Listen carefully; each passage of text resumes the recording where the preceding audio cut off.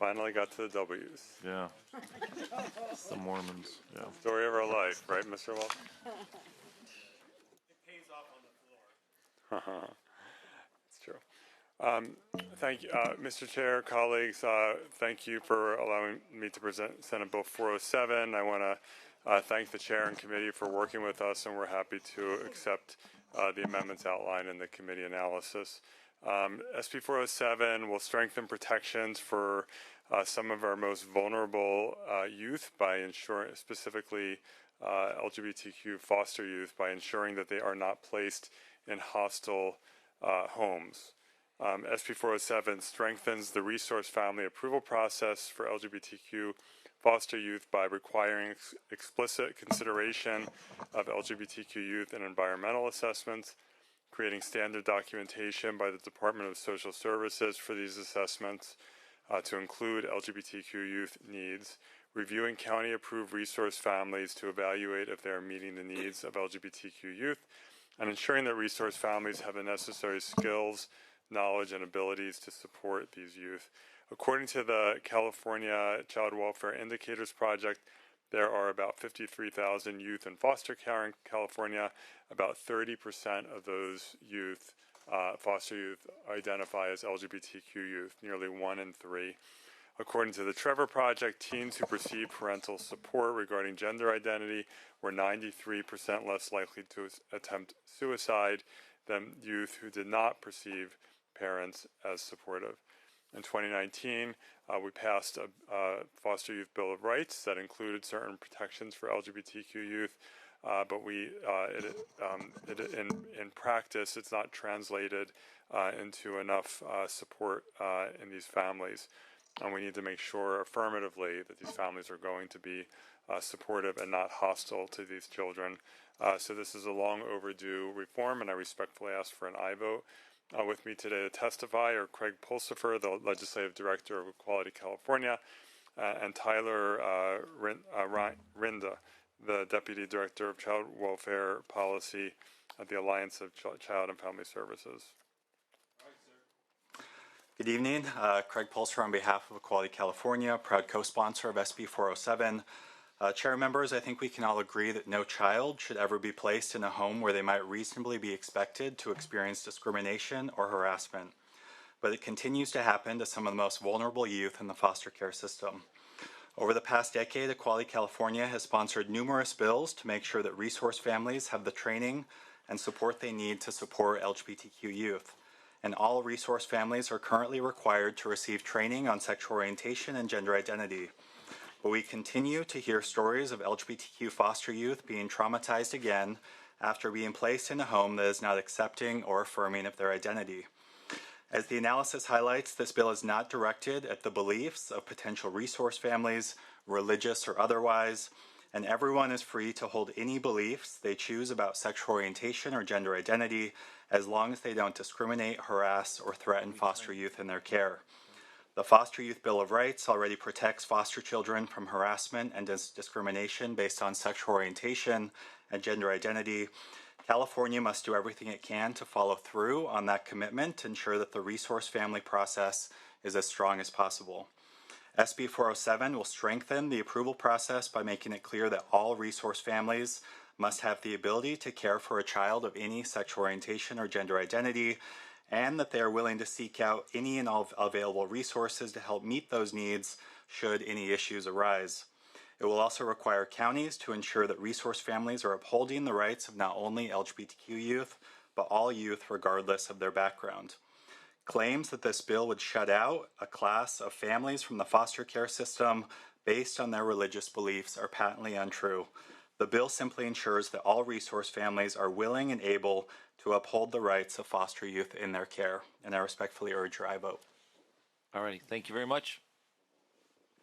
Good evening, Chair and members. Tyler Rindy on behalf of the California Alliance of Child and Family Services, representing 160 nonprofit community-based organizations that provide services to children, youth, and families in foster care, and one of the co-sponsors.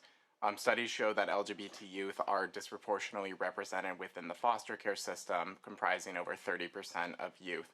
And LGBT youth suffer abuse in foster care at a rate twice that of non-LGBT youth. LGBT youth often end up in foster care because they came out, were found out, or were kicked out of their family. 45% of LGBT youth seriously considered suicide in the past year, including more than half of transgender and non-binary youth.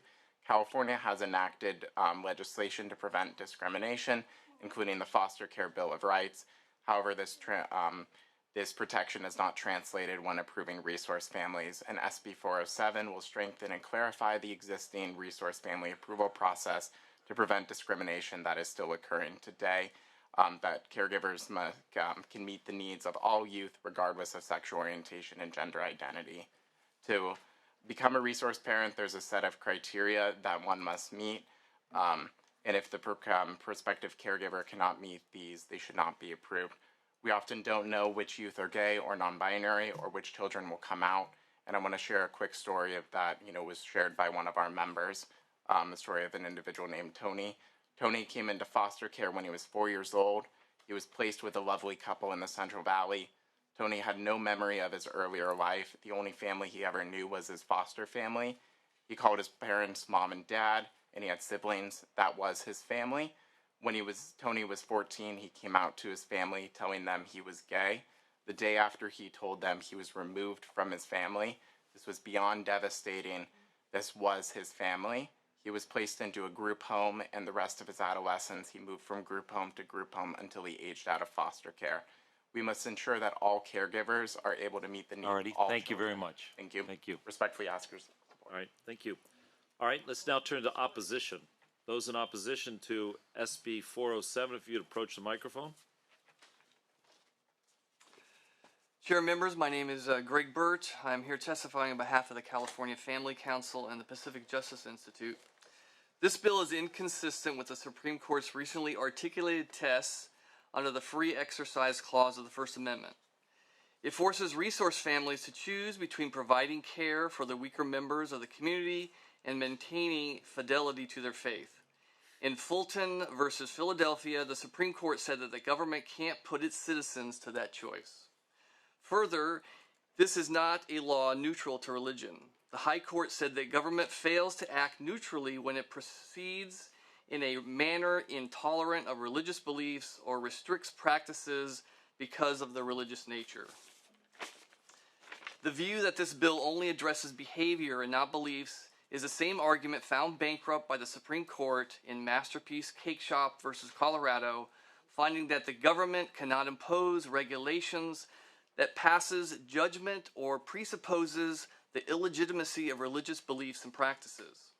California has a grave shortage of homes available for foster kids. There was an 8% decrease announced in 2020. The primary demographic that is most likely to step in and fill this need to both their religious convictions and the presence of stable homes is found in the religious community. Great majority of these people of faith hold traditional views on gender identity and human sexuality. How many families of faith are you going to lose if this bill passes? And then there's the implications of the bill. One never knows what a teenager will announce as an identity to a parent. If people of faith, the community, are not qualified to parent a foster child because a child might come out at some point and declare himself to be LGBTQ, are such parents also not qualified to adopt children? Is that where we're going? All righty, sir, thank you very much. All right. I assume you oppose. Yes, all right. Next witness. I am Erin Friday of Our Duty, a nonpartisan group of thousands of parents protecting kids against transgender ideology.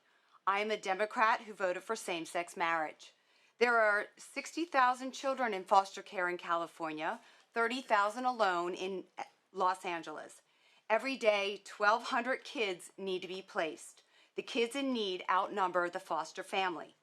This bill hurts girls. Many girls in foster care have been sexually abused. Many of these girls identify as transgender, rejecting their female body, falsely thinking that they won't be raped again if they identify as a boy or remove their breasts.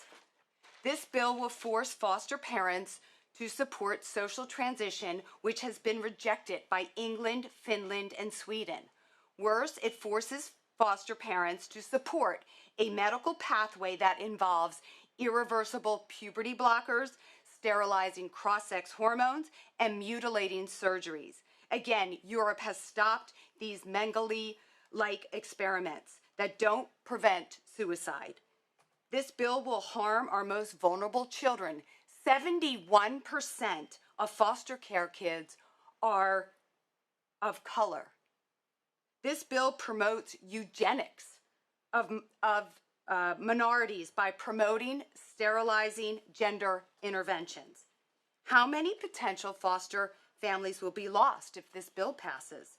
Vote no on this racist bill. All right. Those who wish to testify in Me Too fashion, please approach the microphone. Give us your name, your position, and your whether you support or oppose the bill. Also here tonight on behalf of the California LGBTQ Health and Human Services Network, National Association of Social Workers, California chapter, the Source LGBT Center, Asian Americans Advancing Justice, Southern California, Trans Family Support Services, Trans Youth Liberation, Family Equality, Sacramento LGBT Community Center, and DAP Health. All right. Others who wish to testify in Me Too fashion.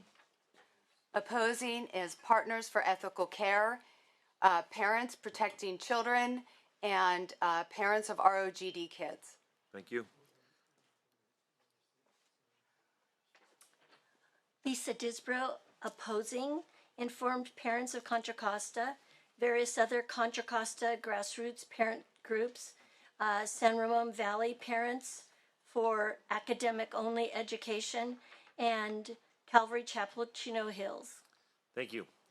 All right. Anyone else wish to testify in the hearing room? Seeing no one, moderator, if you would queue up those who are in support and opposition of SB 407. Okay, first we'll go to line number 3272. Please go ahead. Yes, I oppose this bill on behalf of Moms for Liberty, Placer County. My name is Nicole Young. Thank you. Thank you. Next, we'll go to line number 3322. Please go ahead. Good evening. Tiffany Fan on behalf of California Court Appointed Special Advocate Association, or CalCASA, in support of SB 407. Thank you. Thank you. Next, we'll go to line number 3324. Please go ahead. Hi, my name is Shannon Heil from Placer County, calling in regards to Moms for Liberty, and I absolutely oppose this bill. It's disgusting. Next caller. Next, we'll go to line number 3940. Please go ahead. My name is Allie Snyder, concerned parent, strongly oppose SB 407. Next caller. Next, we'll go to line number 3321. Please go ahead. Good evening. Kasia Williams, calling on behalf of California Parents Union, asking for a no or abstain vote on SB 407. Thank you. All righty, next. Next, we'll go to line number 3267. Please go ahead. Is that me? Yes, you're up. Oh, good. Hi, guys. It's Sharina Latch again. I'm with Parents Against Groomers, and it's a proud supporter of all family units. And I firmly and strongly oppose SB 409, keep your hands off our kids. Thank you. Next caller, please. Next, we'll go to line number 3269. Please go ahead. Yes, hello. My name is Meg Arader. I'm a concerned parent, and I oppose this bill. Thank you. Next, we'll go to line number 3266. Please go ahead.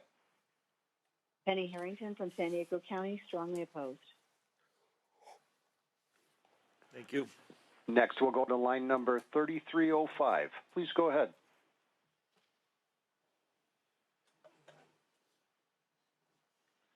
(3305), please go ahead.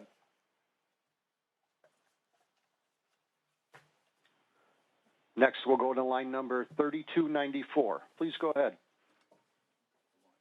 My name is Ellie Slimmer. I'm a lifelong liberal and now politically homeless former Democrat from the Bay Area. I strongly oppose. Thank you. Next, we'll go to line number 3314. Please go ahead. Yes. Good evening. My name is Stephanie Suela. I'm a mother, grandmother, and great-grandmother, and I strongly oppose this bill. Next caller, please. Next, we'll go to line number 3303. Please go ahead. Hi, this is Chris Carrier, and I strongly oppose this bill. Thank you. Did you hear me? We heard you, yes. Next caller, please. Okay. Next, we'll go to line number 3302. Please go ahead. Hi, my name is Eileen O'Neill, concerned citizen and grandmother from Contra Costa County, and I strongly oppose this bill. Thank you. Next, we'll go to line number 3285. Please go ahead. Hello, Jill Kikuyu. I'm a Los Angeles adoption attorney and adoptive mom in strong opposition. Next, we'll go to line number 3320. Please go ahead. Yes, Claire Bosek, strongly opposed. Concerned parent and concerned grandparent, Contra Costa County. Thank you. And at this time, there are no further. All right, let's bring it back to committee. Senator Ashby.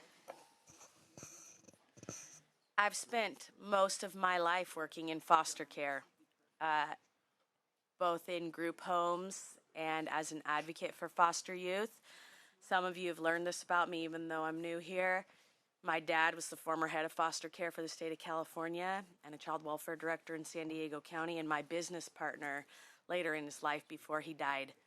My grandma ran a foster home. That was where my dad learned to love foster youth because his sisters were all former foster youth, my aunts. Now, if my dad were standing in this room today, and by the way, foremost expert on foster care across the whole nation during his life, he would tell all of you that there's only one thing that matters in the life of a foster child, and that is that one adult, just one, loves them unconditionally. And that is all that this bill says, that if you're going to adopt a child, no matter how old they are, that you accept the fact that they may or may not become something other than what you thought they were the day that you brought them into your home. And you know what? That is what every child needs. They just need to know that you love them unconditionally, no matter what college they choose, no matter what happens with their sexual identity, no matter what happens with their gender, that you love them. And I believe that Senator Wiener is trying very hard to protect a vulnerable group of young people who we see in alarming numbers living on our streets, former foster youth, and highest amongst them, LGBT youth. So I'm going to support this bill, and I'll make the motion to move it today as well. All right. Thank you, Senator Ashby. Other questions or comments? Seeing no questions or comments, I want to just clarify a few things. Senator Wiener, this issue's been raised about, your religious freedom and your religious beliefs and how they relate to foster youth. So, for example, if a grandmother was a person, a fundamentalist, could they be the foster mother, so to speak, of their grandchild? Yes, absolutely. People can have whatever view they want, whatever religious perspective they want. People have a right to have whatever view they want. They don't have a right to harm the children that they're raising. They don't have a right to try to, convert a kid and engage in psychological torture. They don't have a right to harm the child that they're taking in as a foster child. And I don't think it's in the interest of the state of California to have people be foster parents who are not simply willing to say, I'm going to comply with the law, because the law already exists. But people who say, I can't comply with the law, and I'm going to be effectively abusive toward my foster kid if they come out as gay or lesbian or trans, that's not something that we should be allowing in California. It's harmful to these kids. And Senator Ashby is absolutely right. It's not a coincidence that nearly half of homeless youth are LGBTQ, almost half. That is not a coincidence. And it's not a coincidence that so many of those kids come out of foster care. So that's what this bill is about. All right. Senator Ashby's moved the bill. Yes, Senator Ember, if I could, a grandparent who wanted to take in their child isn't a foster parent. It's a kinship placement, something different. Okay. Thank you for that clarification. All right. So Senator Ashby's moved the bill. Senator Wiener, was that your close? Yes. All right. Madam Secretary, if you would call the roll. This is file item 45, SB 407 by Senator Wiener. The motion is to pass as amended. Sorry. Senate Appropriations. Umberg. Aye. Umberg, aye. Wilk. No. Wilk, no. Allen. Allen, aye. Ashby. Aye. Ashby, aye. Caballero. Aye. Caballero, aye. Durasso. Aye. Durasso, aye. Laird. Aye. Laird, aye. Min. Min, aye. Nilo. No. Nilo, no. Stern. Wiener. Aye. Wiener, aye.